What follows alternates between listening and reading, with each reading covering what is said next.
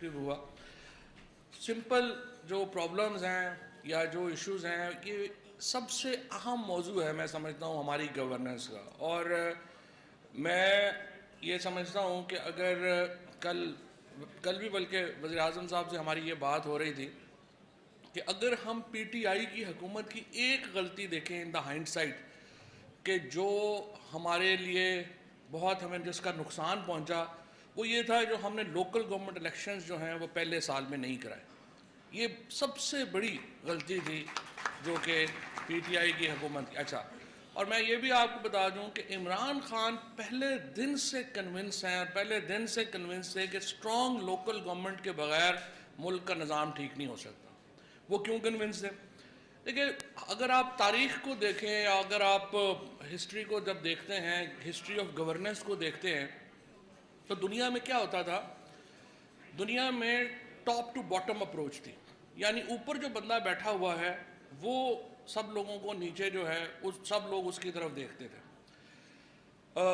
और आपको मालूम है कि जो बादशाह थे हमारे यहाँ, मुख्तलिफ बादशाहों के सबसे पहले जब तक मैग्ना कार्टा नहीं आया था 1225, 26, 27 तक, या उससे पहले जो हमारी ओल्ड डेमोक्रेसीज थी, जब जमहूरियत शुरू हुई लातीनी लैटिन मुल्कों में, उसके बाद जो एवोल्यूशन है ग्रीक्स में, जो जमहूरियत का आगाज़ हुआ, फिर उसके बाद दरमियान में फिर रास्ता कट गया, और फिर 1516 से लेके 1226 तक जब मैग्ना कार्टा का एक पूरा दौर हुआ, तो फिर हमारी ये जो मॉडर्न डेमोक्रेसी है ये हमारे सामने है।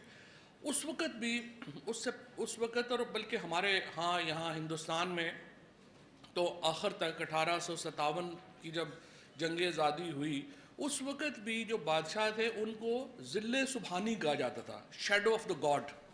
वो अपने डिवाइन राइट के तहत हुकूमत करते थे। ये फलाना बादशाह चूँकि इसका बाप बादशाह था, उसका बाप बादशाह था, उसका डिवाइन राइट है कि वो हुकूमत करे, और तमाम जो सब्जेक्ट है वो उसको उसके ब्लड लाइन की वजह से उसके पीछे चलती थी। तो हुकूमत जो है वो टॉप पे बैठती थी, because shadow of the God, ज़िल्ले सुबहानी जो है वो ऊपर बैठते थे और सारी हुकूमत नीचे थी और लोग सारे उनकी तरफ देखते थे। फिर जब जदीद जमहूरियत आई और लोगों को ये ख्याल आया कि नहीं, सबसे पहले आपको मालूम होगा, बहुत सारे दोस्तों को बिल ऑफ राइट्स मंजूर हुआ 17वीं सदी में। तो जो बरतानवी पार्लियामेंट थी उसमें यह आ गया कि नहीं, जो टैक्स का पैसा है वो बादशाह अपनी मर्ज़ी से खर्च नहीं करेगा, टैक्स लगाने का जो इख्तियार है बादशाह को वो नुमाइंदों के बगैर नहीं होगा। तो तमाम जो हमारी बहस हुई राइट्स के ऊपर, हकूक़ के ऊपर, वो टैक्स लगाने से शुरू हुई कि टैक्स तब लगेगा जब अवाम के मुंतखब नुमाइंदे टैक्स की इजाज़त देंगे। तो ये एक मॉडर्न डेमोक्रेसी की जो इब्तिदा हुई, ये हमारी तकरीबन 17वीं सदी से हुई, जब पार्लियामान जो बरतानिया की है वो इस नतीजे पर पहुंची कि टैक्सेशन का इख्तियार बादशाह का जो है वो सब्जेक्ट टू लोगों की अप्रूवल के है। लोग मानेंगे तो आप टैक्स लगाएंगे, और उसके बाद फिर बादशाह का इख्तियार जो है वो कम होता गया।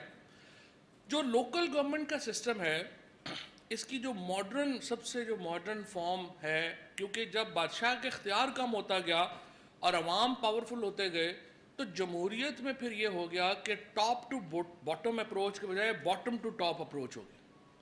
लिहाजा अब हुकूमत जो मॉडर्न गवर्नमेंट है उसको नीचे से ऊपर देखना होगा, ऊपर से नीचे नहीं देखना होगा। और नीचे से ऊपर देखने की जो सबसे क्लासिक, सबसे बेहतरीन, सबसे ज़बरदस्त निज़ाम है वो लोकल गवर्नमेंट्स का निज़ाम है। अब हमारा आइन बड़ा वाज़ेह है। हमारे आइन में जब मैं पहले, सबसे पहले तो जब आपको याद है 2006 का लोकल गवर्नमेंट एक्ट आया, वो बड़ा रेवोल्यूशनरी एक्ट था। जो परवेज़ मुशर्रफ साहब ने उस वक़्त उसके ऊपर काम किया था, उस हुकूमत ने वो काम किया था, 2002 में ये शुरू हुआ, फिर 2006 में ये लागू हुआ। ज़बरदस्त सिस्टम था, लेकिन उसमें बहुत बड़ी एक खामी थी। उसमें खामी ये थी कि सूबों के इख्तियार डिवॉल्व कर दिए गए, लेकिन मरकज़ से सूबों के इख्तियार डिवॉल्व नहीं हुए। लिहाजा जो सूबे थे उनको एक वो तशनगी रह गई कि हमारे पास तो कुछ है ही नहीं।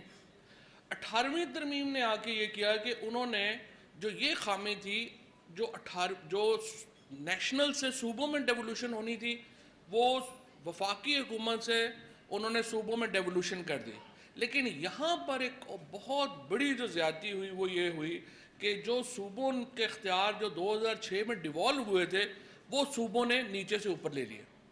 तो जो डेवोल्यूशन का फ़ायदा होना चाहिए था 18वीं तरमीम के नतीजे में वो लोगों को पहुँच ही नहीं सका।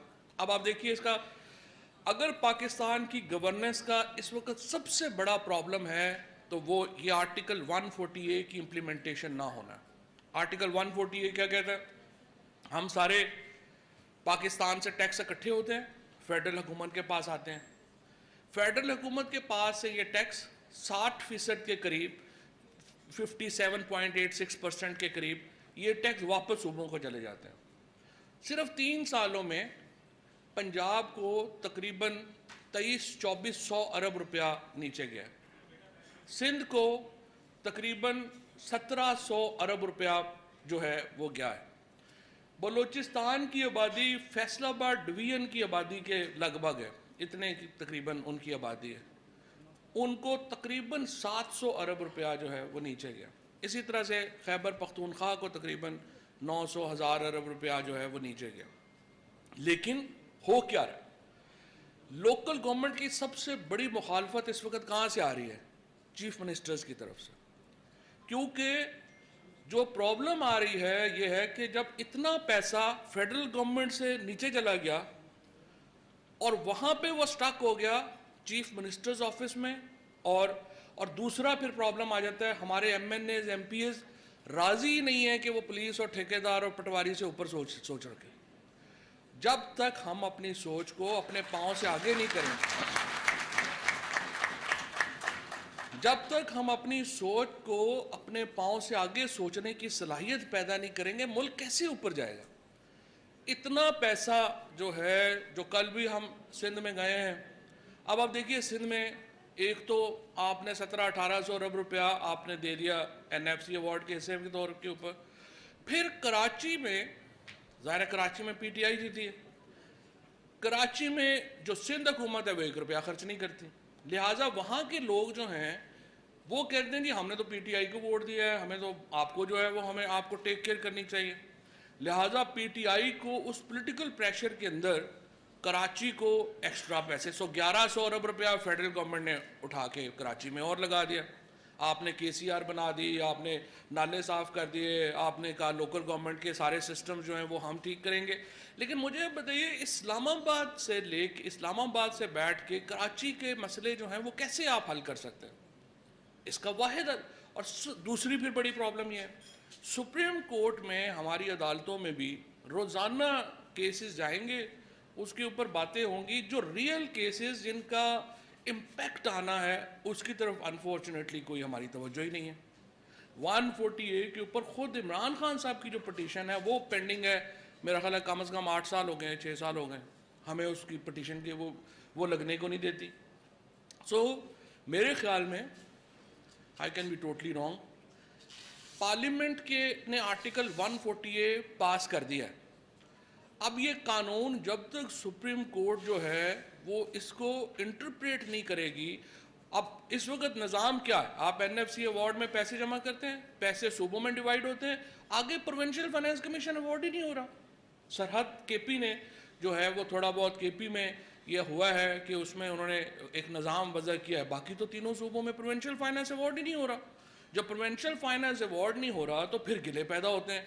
एक ज़िला कहता है कि आपने इसको ज़्यादा दे दिए, फलाने को ज़्यादा, जिस तरह आपने देखा पिछले दौर में शहबाज शरीफ साहब ने तकरीबन जो पंजाब का बजट था उसका बहुत बड़ा हिस्सा जो है वो खाली लाहौर के ऊपर खर्च हो गया, बाकी सारे सूबे।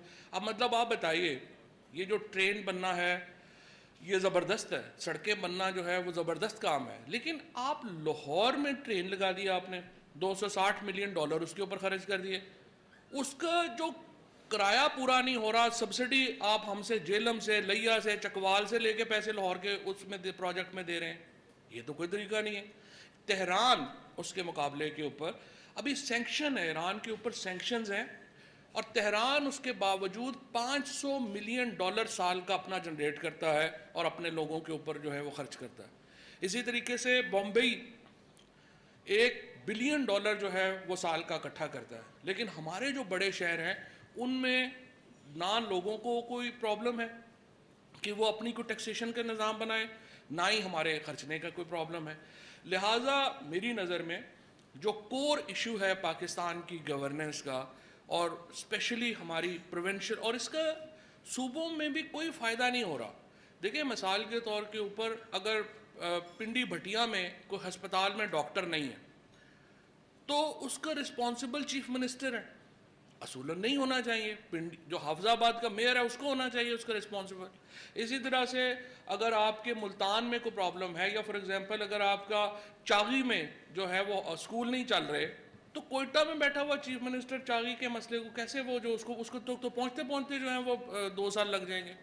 سو میری نظر میں پاکستان میں ہماری بیٹھنی میں محمود رشید صاحب بیٹھے ہیں, جب سے یہ آئے ہیں انہوں نے دھکا لگایا ہے لاء کو, اور ہمیں امید ہے کہ ہم اس طرف جائیں گے. لیکن جو ول عدالتوں کی طرف سے, جو ول ہماری پارلیمان کی طرف سے لوکل گورنمنٹ کے لیے ظاہر ہونی چاہیے, وہ انفارچونیٹلی موجود نہیں ہے. اور جو بناتے بھی ہیں, اب جیسے یہ سندھ کا جو لوکل گورنمنٹ سسٹم ہے, یہ جو پنجاب کا جو لوکل گورنمنٹ سسٹم ختم کیا ہے, یہ ہو نہ ہو کیا فرق پڑتا ہے؟ ان میں نہ کوئی آپ نے اختیار دیا, نہ آپ نے کوئی پیسے دیے, نہ آپ تو کٹ پتلی ہیں سارے کے سارے جس نظام میں آپ نے رکھا ہوا ہے.